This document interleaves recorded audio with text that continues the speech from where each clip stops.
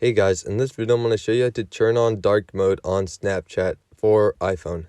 So this will only be for iPhone and not for Android. So if you want to turn on dark mode on your iPhone, then first things first, head over to Snapchat.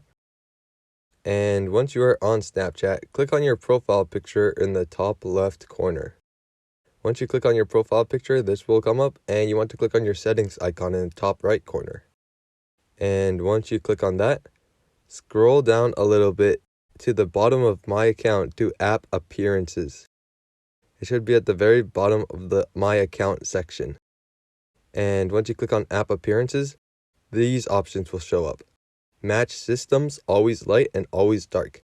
Turn on always dark for dark mode, and then you'll have dark mode on Snapchat. So that's how you do it. I hope this video was helpful. If it was, I'd really appreciate a like and subscribe.